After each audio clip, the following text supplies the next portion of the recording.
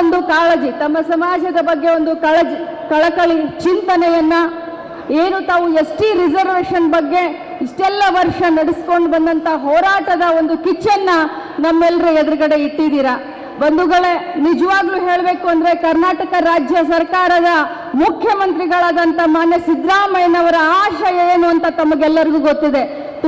ತುಳಿತಕ್ಕೆ ಒಳಗಾದಂಥ ಸಮಾಜಗಳು, ಹಿಂದುಳಿದ ಸಮಾಜಗಳಿಗೆ ನ್ಯಾಯವನ್ನ ಕೊಡಬೇಕು ಅನ್ನೋದೇ ಅವರ ಹಗಲಿರುಳಿನ ಕನಸು ಅನ್ನೋದು ತಮಗೆಲ್ಲರಿಗೂ ಹೇಳಲಿಕ್ಕೆ ನಾನು ಬಯಸ್ತೇನೆ.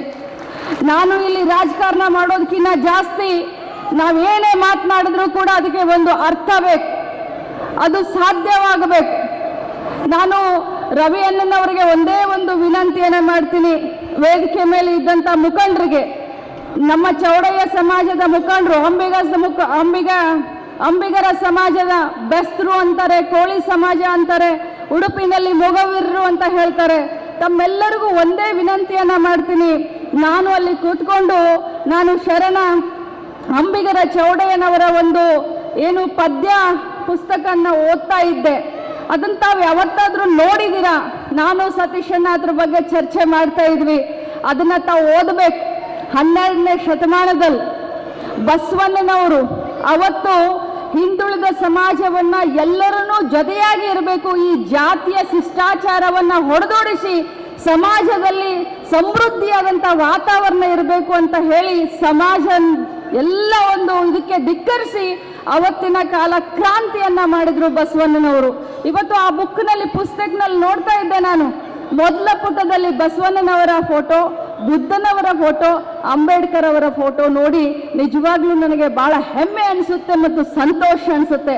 ಯಾಕಂದ್ರೆ ಈ ಸಮಾಜದ ಮೌಢ್ಯಗಳ ವಿರುದ್ಧ, ಈ ಸಮಾಜದ ಜಾತಿ ಪದ್ಧತಿಯ ವಿರುದ್ಧ, ಈ ಸಮಾಜದ ಮೇಲ್ವರ್ಗ ಕೆಳವರ್ಗ ಅನ್ನೋದ್ರ ವಿರುದ್ಧ ಈ ಸಮಾಜದಲ್ಲಿ ರವಿಯನ್ನ ಹೇಳ್ತಾ ಇದ್ರು, ನಾವು ವಾಸನೆ ಬರ್ತಾ ಇದ್ವಿ ಅಂತ ನಮ್ಮನ್ನ ಊರಿನಿಂದ ಹೊರಗಡೆ ಇಡ್ತಾ ಇದ್ರು ಅಂತ. ನಾನು ರವಿಯನ್ನ ಕೇಳಲಿಕ್ಕೆ ಬಯಸ್ತೇನೆ, ಯಾರು ಇಡ್ತಾ ಇದ್ರು ಊರಿನಿಂದ ಹೊರಗಡೆ ತಮ್ಮನ್ನ? ನಾವಂತರೂ ಇಡ್ತಾ ಇರ್ಲಿಲ್ಲ, ಬಸವಣ್ಣನವ್ರಂತರೂ ಇಡ್ತಾ ಇರ್ಲಿಲ್ಲ. ಬಸವಣ್ಣನವರು ಇವನಾರವ ಅಂದರೆ ಇವ ನಮ್ಮ ಮನೆ ಮಗ ಅಂತ ಸಾರಿದಂತವರು ಬಸವಣ್ಣನವರು. ಎಲ್ಲ ಜಾತಿಯನ್ನ ಸೇರಿಸ್ಕೊಂಡು, ಎಲ್ಲ ಸಮಾಜವನ್ನ ಸೇರಿಸ್ಕೊಂಡು ಆಗಿದ್ದು ಲಿಂಗಾಯತ ಸಮಾಜ.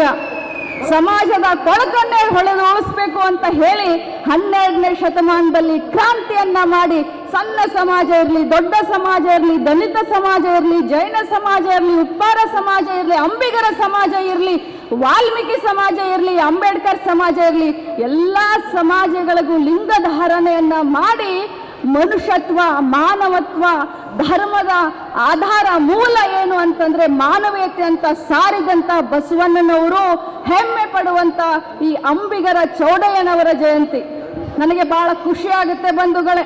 12ನೇ ಶತಮಾನದಲ್ಲಿ ನಮ್ಮ ಸಮಾಜದ ಎಲ್ಲ ಹಿರಿಯರು ಇಂಥ ಒಂದು ಕ್ರಾಂತಿಯನ್ನ ಮಾಡಿದ್ರು. ಆ ಪುಸ್ತಕವನ್ನ ಓದಿ ಅವರ ತೀಕ್ಷ್ಣತೆಯನ್ನ, ಅವರು ಪದ್ಯಗಳ ಮುಖಾಂತರ ಬರೆದು ಸಮಾಜಕ್ಕೆ ಒಂದು ಸಂದೇಶವನ್ನ ಏನು ಕೊಟ್ಟಿದಾರಲ್ಲ, ಈಗಿನ ನೀವೆಲ್ಲರೂ ವೇದಿಕೆ ಮೇಲೆ ಕುಳಿತಂತವರು ನಿಜವಾಗ್ಲೂ ಅದನ್ನ ಓದಲೇಬೇಕಾಗಿದೆ.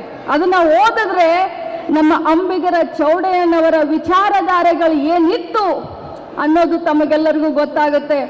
ಬಂಧುಗಳೇ, ಇವತ್ತು ಜಯಂತ್ಯೋತ್ಸವ ಇದೆ, ಬಹಳ ಅದ್ದೂರಿಯಾಗಿ ಆಚರಣೆ ಮಾಡ್ತಾ ಇದ್ದೀವಿ. ಜಿಲ್ಲಾಡಳಿತ, ಸರ್ಕಾರ ಎಲ್ಲರ ಒಂದು ಸಹಕಾರದೊಂದಿಗೆ ಆಚರಣೆ ಮಾಡ್ತಾ ಇದ್ದೀವಿ. ಒಂದೇ ದಿನ ನಾವು ಗಂಗಾ ಮಸ್ತರು, ನಾವು ಗಂಗಾ ತಾಯಿಯ ವಂಶಸ್ಥರು, ನಾವು ವ್ಯಾಸ ಗುರುಜಿಯ ವಂಶಸ್ಥರು, ನಾವು ಭೀಷ್ಮನ ವಂಶಸ್ಥರು ಅಂತ ಹೆಮ್ಮೆಯೊಂದಿಗೆ ಅವರ ಕೊಟ್ಟಂತ ಸಂದೇಶಗಳನ್ನ ನಾವು ನಮ್ಮ ಜೀವನದಲ್ಲಿ ಅಳವಡಿಸ್ಕೊಳ್ಳೋದು, ನಾವು ಅದನ್ನು ಅಳವಡಿಸ್ಕೊಂಡ್ರೆ ಮಾತ್ರ ಅವರು ಕಂಡಂತ ಒಂದು ಕನಸು ಈಡೇರಲಿಕ್ಕೆ ಸಾಧ್ಯ. ಬಂಧುಗಳೇ, ನಾನು ಇನ್ನೂ ಒಮ್ಮೆ ನಿಮಗೆ ಹೇಳ್ತೇನೆ, ರಾಜ್ಯದ ದಿಕ್ಕು, ದೇಶದ ದಿಕ್ಕು ಯಾವ ಕಡೆ ಹೋಗ್ತಾ ಇದೆ ಅನ್ನೋದನ್ನ ಸ್ವಲ್ಪ ವಿಚಾರ ಮಾಡಿ. ಆ ಪುಸ್ತಕವನ್ನ ಓದಿ ತಮಗೆಲ್ಲರಿಗೂ ಅರ್ಥ ಆಗತ್ತೆ. ಸಮಾಜದಲ್ಲಿ ಮೇಲು ಕೀಳು, ಜಾತಿ ನಿಂದನೆ ಇದನ್ನೆಲ್ಲ ಬೇರು ಸಮೇತ ಕಿತ್ತು ಒಗೆದು ನಾವೆಲ್ಲರೂ ಒಂದೇ ಅನ್ನುವಂಥ ಭಾವನೆಯೊಂದಿಗೆ ಈ ದೇಶವನ್ನು, ಈ ಸಮಾಜವನ್ನ ಕಟ್ಟೋಣ ಅಂತ ಹೇಳಿ, ಯಾವ ಒಂದು ST ಸಮಾಜಕ್ಕೆ ಈ ತಮ್ಮ ಸಣ್ಣ ಸಮಾಜವನ್ನ ಸೇರಿಸಿ ನಮಗೆ ST ಒಂದು ರಿಸರ್ವೇಷನ್ ಕೊಡಿ ಅಂತ ಹೋರಾಟ ಮಾಡ್ತಾ ಇದ್ದೀರೋ ಅದಕ್ಕೆ ನಾನು ಸಹಕಾರವನ್ನ ಕೊಡ್ತೀನಿ. ತಮಗೆ ಶುಭವಾಗಲಿ, ತಾವು ಅದರಲ್ಲಿ ಯಶಸ್ವಿ ಆಗ್ರಿ ಅನ್ನುವಂಥ ಒಂದು ಸಂದೇಶ ಕೊಟ್ಟು, ವಿಶೇಷವಾಗಿ ಈ ಒಂದು ಇಷ್ಟೊಂದು ದೊಡ್ಡ, ಯಾಕಂದರೆ ಕಾರ್ಯಕ್ರಮ ಮಾಡೋದು ಸಣ್ಣ ಕಾರ್ಯಕ್ರಮ ಮಾಡಿದರೆ ಎಷ್ಟು ಕಷ್ಟ ಆಗುತ್ತೆ ಅನ್ನೋದು ನಮಗೆ ಗೊತ್ತು.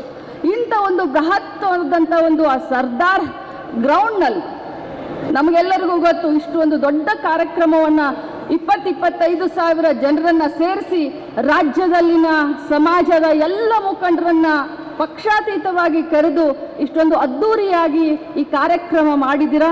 ಕಾರ್ಯಕ್ರಮದ ಉದ್ದೇಶ ಸಫಲ ಆಗಲಿ, ಅಂಬಿಗರ ಚೌಡಯ್ಯನವರ ಆಶೀರ್ವಾದ ತಮಗಿದೆ. ಈ ಆಶೀರ್ವಾದದಿಂದ ತಮ್ಮ ಹೋರಾಟಕ್ಕೆ ಜಯ ಸಿಗಲಿ ಅಂತ ಕೇಳ್ಕೊಂಡು ತಮ್ಮೆಲ್ರಿಗೂ ಕೂಡ ಇನ್ನೊಮ್ಮೆ ವಂದಿಸಿ ನನ್ನ ಮಾತನ್ನು ಮುಗಿಸ್ತೀನಿ. ಜೈ ಹಿಂದ್.